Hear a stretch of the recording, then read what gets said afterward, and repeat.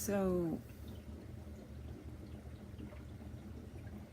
I personally suffer from headaches and migraines, um, and I mean I have a lot of body pain, and I get a lot of stomach pain and nausea and discomfort that can be secondary to those headaches and migraines, or perhaps primary, and then the headache or migraine comes secondary. I don't know. But regardless, one thing that's undeniable, I guess I should take a step back. As a child, I had headaches, mostly from stigmatism, I think. Also from just being an abused child, not physically so much, more so neglect in a physical capacity, but definitely mentally abused and some other things. But I had headaches as a child. However, the undeniable fact is that as I've gotten older, my headaches have increased. Migraines were never an issue as a child, but they are absolutely an issue now. And then, of course, the other undeniable fact is that my head injuries have only gotten more numerous as I've aged. I'm up to 13. So I absolutely belong to that club of at-risk people for, I forget the thing that all the football players have, CTS, CS, so I fucking don't remember. Anyways, the introduction is I have a lot of post-concussive issues, CPTSD, as well as PTSD from being beaten and suffering some major head injuries several years back. So I understand headaches, and the videos I'm going to show next are all about how I try and deal with headaches. You can receive more instant relief than just the 2 hours it might take for an edible to kick in. And one of the things I'm going to talk about is tinctures. So please give it a listen and enjoy. I'm going to take a tincture like this. There are many options. This is Mama Lou's. It's one that I happen to buy and take home. It's a 1-to-1. I like the concentration of THC and CBD in here because I only have to take about a half a dose to get the about 10 milligrams of each thing that I want. So it's not a heavy dose of stuff to like put in my mouth. I like to have my coffee ready because I can swig the coffee to get it down, because I like to take it sublingually, which means I get a lot of the taste in my mouth. I can also like put a gulp of coffee in and then squirt the tincture into the coffee and just gulp the whole thing. That's how a lot of people like to do it.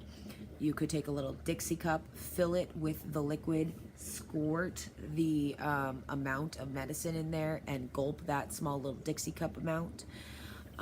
You're gonna see I'm gonna take it sublingually because that is gonna relieve my headache the fastest. Sublingually means you're gonna put it under your tongue. So enjoy that experience. That will relieve my headache the fastest. Again, focusing mostly on headache instant relief. And what I'm gonna do is I'm gonna shake it up, and then I'm gonna, so that I get a good amount of the shaken liquid in there. And then I'm gonna attempt to open the oh my god, that was way easier than it should have been. I almost always fuck that up. So then I'm gonna take my coffee, because this tastes so bad. It doesn't taste bad, it just hurts.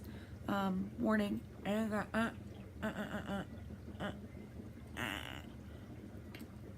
I'm gonna let it sit there as long as I can, and that's gonna let it get to my brain, and you have to get used to that burn.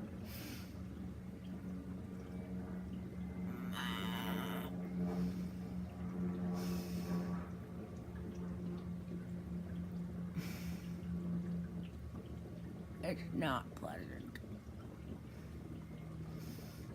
It smells like potpourri. If you're a tea person.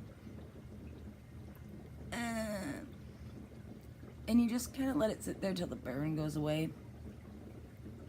And then, I don't know, I swig something with it.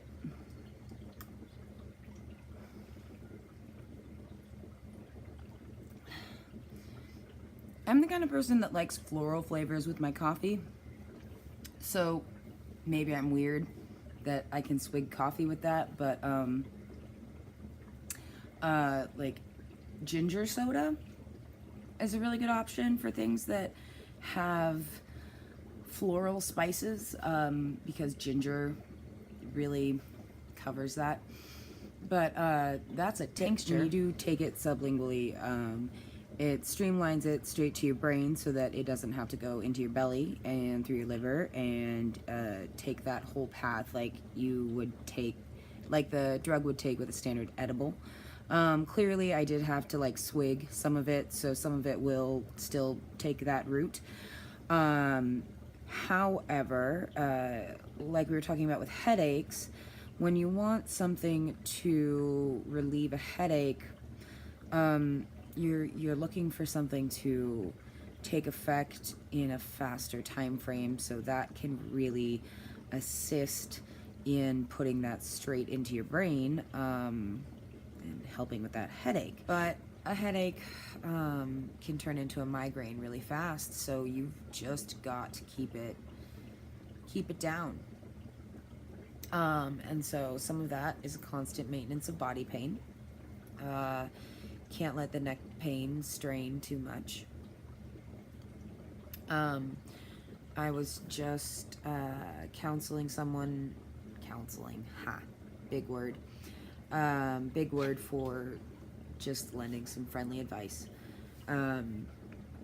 about the pill caplet option.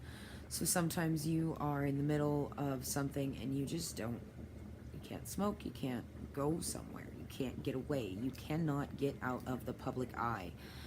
And so having these little pill caplets, I mean, who doesn't take an aspirin for a headache? So what's the big deal about taking a weed pill? Who the fuck's gonna know the difference? Hey, gotta go take an aspirin, be right back. Run to the bathroom, get a drink of water, take your pill.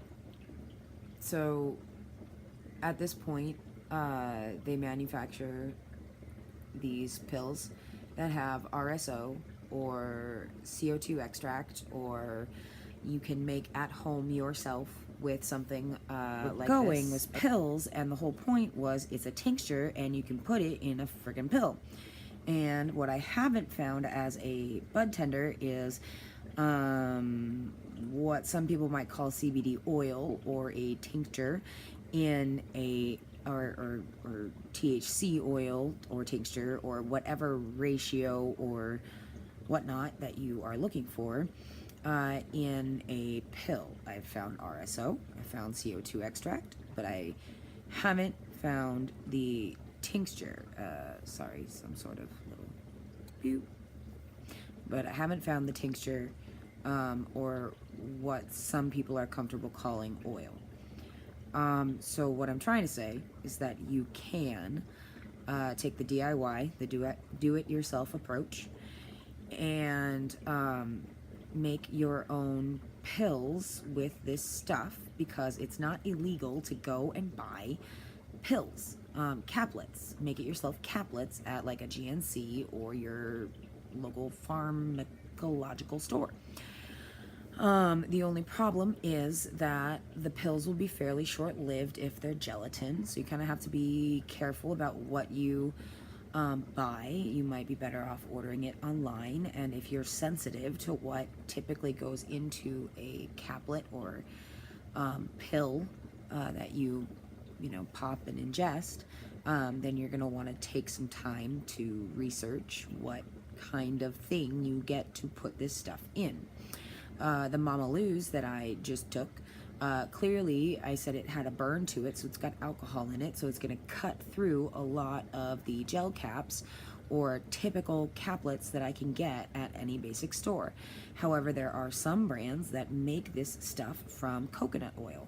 Coconut oil is not going to eat through anything. However, it might dissolve something over time, but if you put it in there and put it in the freezer, it might not. I don't know. I haven't tried it. So this is all a big guessing game, especially when it comes to the DIY side of life. But doing this is not going to necessarily lessen the potency of any medicine that you are taking. It's just going to affect your personal system in the way that your system interacts with the additive you're adding. So if you're adding a gel cap, then does your system interact with gel caps? That's what you have to worry about, not is this gel cap going to affect the potency of the medicine I'm taking, because most likely not. Unless you're getting some like super engineered gel cap.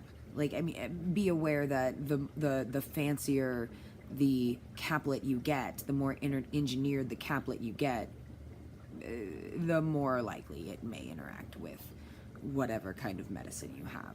I would attempt to stay with the more basic options.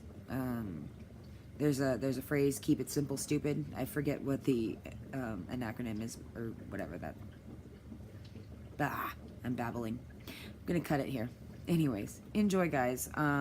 Be safe. I'm not a medical professional. Caveat. I'm just trying to impart what I have learned in my personal experience. I do have head injuries, and this is my life, so questions, I'm more than happy to answer them. Good luck.